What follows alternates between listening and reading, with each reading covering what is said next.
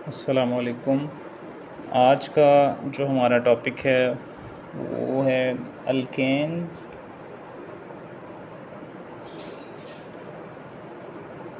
जैसा कि हमें पता है कि अल्केन्स का जनरल फार्मूला CnH2n+2 होता है। हम सबसे पहले यहाँ पे n की वैल्यू 1 पुट करेंगे, तो जहाँ जहाँ पे n आएगा वहाँ 1 पुट कर देना है। C1H2 × 1 + 2 C1H2 + 2 it will be CH4। जब हम n की वैल्यू 1 पुट करेंगे तो हमारे पास जो आंसर आएगा इट विल बी CH4।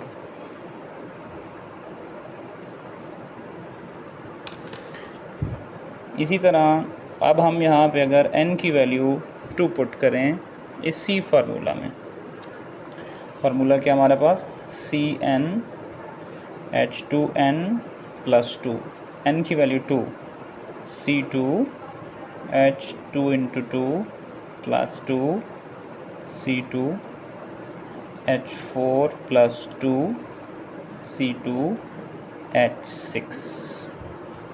इसी तरह अब हम n की वैल्यू 3 पुट करें, फार्मूला वही हमारे पास again CnH2n+2 C3H2 × 3 + 2 it will be C3H6 + 2 C3H8।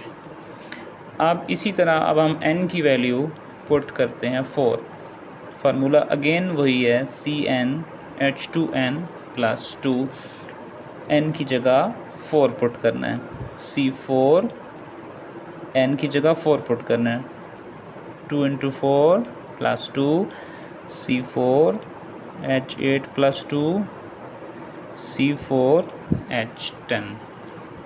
Similarly n की वैल्यू हम 5 पुट करेंगे, फार्मूला वही है CnH2n+2, सो C5H2 × 5 + 2 C5H10+2 C5H12। ये हमारे पास पहले 5 अल्केन्स हैं जिसमें हमने जनरल फार्मूला CnH2n+2 में 1, 2, 3, 4 और 5 पुट किया है। तो हमारे पास 1 पुट किया तो इसका आंसर हमारे पास आया CH4, जिसका नाम होता है मीथेन।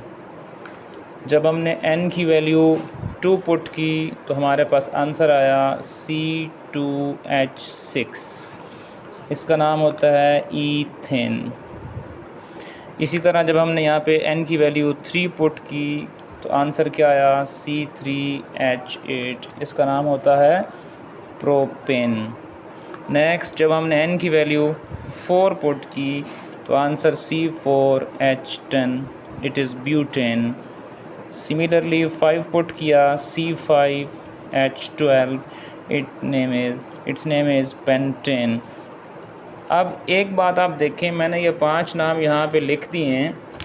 अगर मैं पहले और दूसरे नाम के दरमियान देखूं तो यहाँ पे C1 था, दूसरे नाम में C2 है, मीन्स एक कार्बन का इजाफा हुआ है।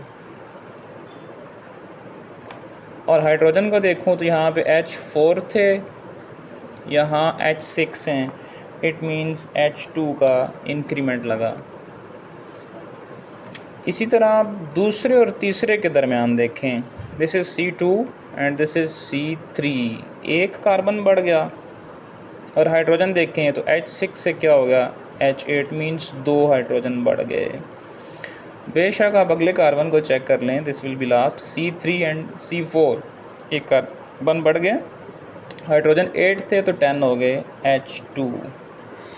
देखो 2 कंसेक्टिव मेंबर्स के दरमियान लाइक C1 C2, C2 से C3, 3 से 4, 2 कंसेक्टिव मेंबर्स के दरमियान जो डिफरेंस है वो कितना आ रहा है CH2 का। ऐसी सीरीज़ को याद रखिएगा होमोलोगस सीरीज़ कहते हैं।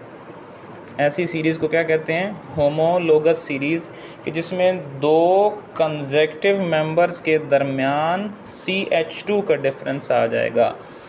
इसी को 14 यूनिट भी कहते हैं। 14 यूनिट क्यों कहते हैं? बिकॉज़ कार्बन का, मैं यहाँ पे साइड पे लिख के आपको बता देता हूँ, YCH2 is equal to 14 unit. Simple सी बात देखिए, कार्बन जिसका मास नंबर 12 होता है और हाइड्रोजन 2 हैं, और एक हाइड्रोजन का मास नंबर 1 होता है, 12 + 2 will be equal to 14। That's what is called 14 unit. तो बात यहाँ पे भी अधूरी है, इसको मुकम्मल करते हैं। देखो, मैंने सादा सा आपको ट्रिक बता दिया, दो कंसेक्टिव मेंबर्स के दरमियान CH2। अब यहाँ पे मैं एक कार्बन बढ़ाऊँगा C6 और दो हाइड्रोजन बढ़ा दूँगा H14। वंस अगेन यहाँ पे एक कार्बन बढ़ाऊँगा और दो हाइड्रोजन बढ़ा दूँगा। 14 है तो कितने हो जाएंगे? 16। 8 हैं, हाइड्रोजन कितने हो जाएंगे? 18। 9 हैं, हाइड्रोजन कितने हो जाएंगे? 20। 10 हैं, हाइड्रोजन कितने हो जाएंगे? 22। तो नाम पूरे करते हैं। 6 कार्बन होंगे तो इट विल बी हेक्सेन। 7 होंगे तो हेप्टेन।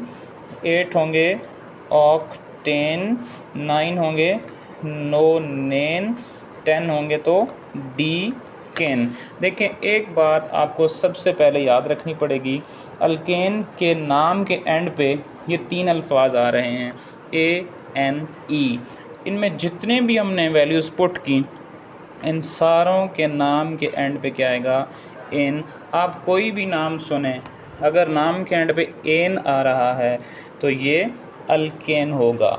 सिंपली अगर आपको अल्केन समझ आ गए हैं, इसी से नेक्स्ट टॉपिक है, that is alkyl halides. Alkyl halides क्या होते हैं?